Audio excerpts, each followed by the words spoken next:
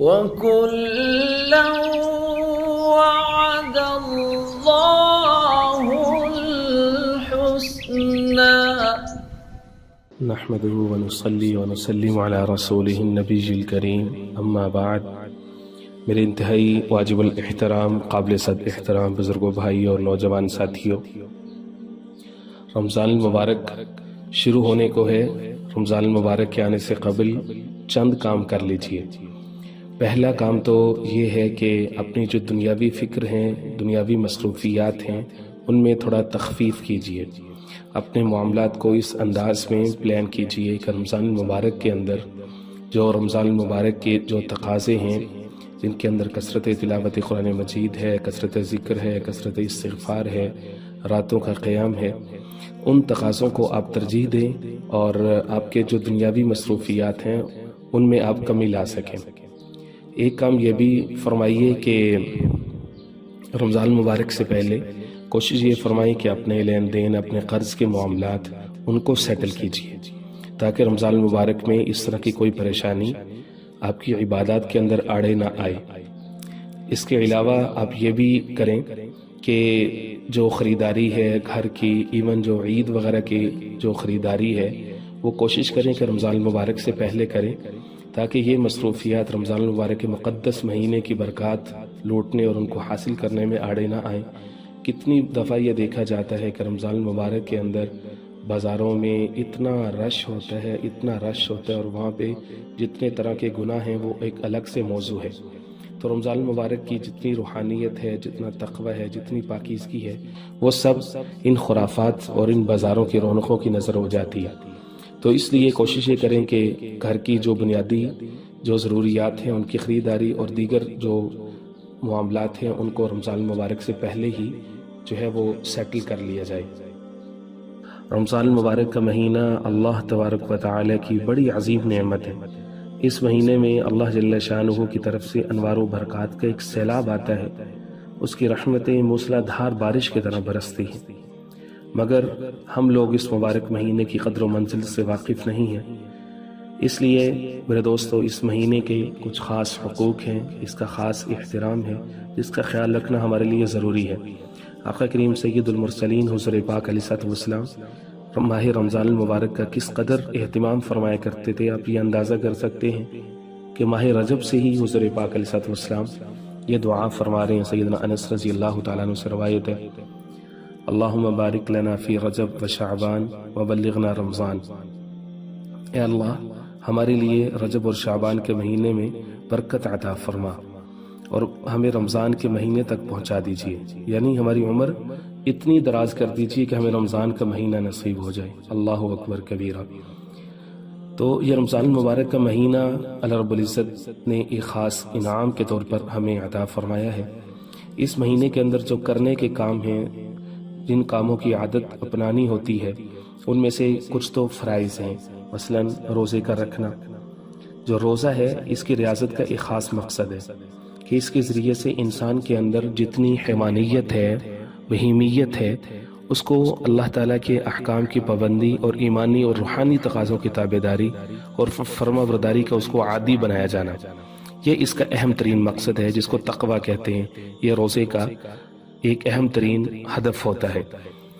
جیسا کہ قرآن مجید میں رب العزت یہ فرماتے ہیں سورۃ البقرہ کی آیت نمبر 183 کے اندر، یا ایھا الذین آمنوا کتب علیکم الصیام کما کتب علی الذین من قبلکم لعلکم تتقون۔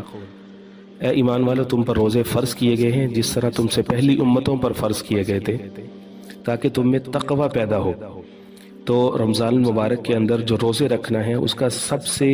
جو بڑا مقصد ہے وہ ہے مومن کے اندر تقوی پیدا کرنا۔ اور جناب سیدنا ابو ہریرہ رضی اللہ تعالیٰ عنہ سے روایت ہے کہ آقا کریم علیہ السلام نے فرمایا، من صام رمضان ایمانا و احتسابا غفر له ما تقدم من ذنبه، یعنی جو شخص ماہ رمضان کے روزے رکھے ایمان کی حالت میں اور ثواب کی نیت سے، ثواب کی امید سے، تو اللہ جل شانہ عمن والہ اس کے گزشتہ گناہوں کو معاف فرما دیتے ہیں۔ اور اہم ترین جو عمل رمضان المبارک کے اندر ہوتا ہے وہ ہوتا ہے قیام اللیل، یعنی رات کی نماز، جس کے بارے میں حضور پاک علیہ السلام نے اسی حدیث میں فرمایا، من قام رمضان، جو شخص ماہ رمضان میں کھڑا ہوا، یعنی نوافل، تراویح، تہجد وغیرہ پڑھے ایمان کی حالت میں، ثواب کی نیت کے ساتھ، تو رب العزت اس کے گزشتہ گناہوں کو معاف فرما دیتے ہیں۔ تو اس لیے اس کے اندر کرنے کا کام یہ ہے کہ عبادت کی مقدار میں اضافہ کیا جائے، سنن کا خاص اہتمام کیا جائے، اور نماز باجماعت کی پابندی کی جائے، اور نوافل جیسے کہ اشراق کے نوافل ہیں، چاشت کے ہیں، اوابین کے ہیں، جس کا بھی موقع ملے تو نوافل کی کثرت کرنی چاہیے۔ جب سحری کے لیے اٹھنا ہی ہے تو تہجد کی پابندی کرنا زیادہ آسان ہے۔ پھر اللہ رب العزت نے فرمایا کہ اس رمضان کے مہینے میں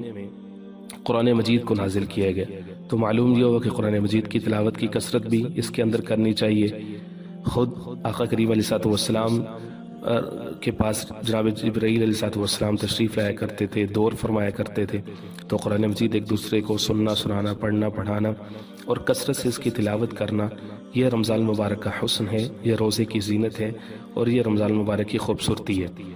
خاص طور پر تراویح کے اندر قرآن مجید کو صحیح سننے کا یا پڑھنے کا اہتمام کیا جائے۔ جو حافظ ہیں، قاری ہیں، اس کو چاہیے کہ کہیں نہ کہیں خود اپنے لیے قرآن مجید سننے اور سنانے کا بندوبست کرے، اور جو حفاظ ہیں وہ صاف ستھرا قرآن مجید پڑھنے کی ترتیب بنائیں۔ پھر اس کے اندر کرنے کا جو اہم ترین کام ہے وہ ہے استغفار کی کثرت، اپنے گناہوں سے توبہ کرنا، اپنے گناہوں کی معافی مانگنا، اور اس کے ساتھ ساتھ دعاؤں کا اہتمام، لمبی لمبی دعائیں۔ آقا کریم علیہ الصلوۃ والسلام نے فرمایا ثلاثۃ لا ترد دعوتہم، 3 لوگ ایسے ہیں کہ جن کی دعا رد نہیں ہوتی، ان میں سے ایک فرمایا کہ الصائم حتی یفطر، روزہ دار جب تک روزہ افطار کر لیتا ہے تو اس سے پہلے جو بھی دعا مانگتا ہے اللہ رب العزت اس کی قبول فرماتے ہیں۔ ایک اور کام رمضان المبارک کے اندر وہ ہے صدقات کی کثرت۔ آقا کریم علیہ الصلوۃ والسلام بہت سخی تھے، پورا سال سخاوت کا دریا موجزن رہتا، لیکن رمضان المبارک میں سخاوت ایسے آتی تھی جیسے تیز آندھی اور تیز ہوا چلتی ہے۔ تو اس طرح سے حضور پاک علیہ الصلوۃ والسلام کی سخاوت رمضان المبارک میں کئی گنا بڑھ جایا کرتی تھی۔ اس طرح سے روزے کا ایک مقصد اپنے نفس پر قابو پانا، اپنی خواہشات پر قابو پانے، تو اس میں سے ایک کام یہ بھی کرنے کو ہوتا ہے کہ کھانے کی مقدار میں کچھ کمی کر لی جائے تاکہ یہ مقصد بھی حاصل ہو۔ پھر سب سے اہم یہ ہے کہ جتنے امور کر لیے اللہ رب العزت ہم سب کو توفیق دے، ہمارے لیے سہل فرمائے۔ اس کے ساتھ ہے گناہوں سے پرہیز، لڑائی جھگڑے سے پرہیز، فضول باتوں سے پرہیز، غیبت سے پرہیز، جھوٹ سے پرہیز، جھوٹی گواہی سے پرہیز، لوگوں کو اپنی زبان اور ہاتھ سے تکلیف دینے سے پرہیز، غیبت سے پرہیز۔ اس طرح سے ان گناہوں سے بچنا بھی ضروری ہے،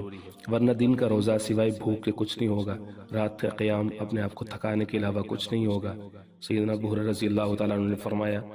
رب صائم لیس له من صیامہ الا الجوع ورب قائم لیس له من قیامہ الا السحر، کتنے ہی روزہ رکھنے والے ایسے ہیں کہ بھوکا رہنے کے سوا دن میں ان کو کچھ حاصل نہیں ہوتا، کتنے ہی شب بیدار ایسے ہیں کہ رات کی مشقت اور جاگنے کے سوا ان کو کچھ نہیں ملتا۔ تو اس لیے اپنے آپ کو گناہوں سے بچانا بھی بہت ضروری ہے۔ اللہ تعالی ہم سب کو اپنی رحمت سے ان تمام باتوں پر عمل کرنے کی توفیق عطا فرمائے، رمضان المبارک کی قدردانی کی توفیق عطا فرمائے،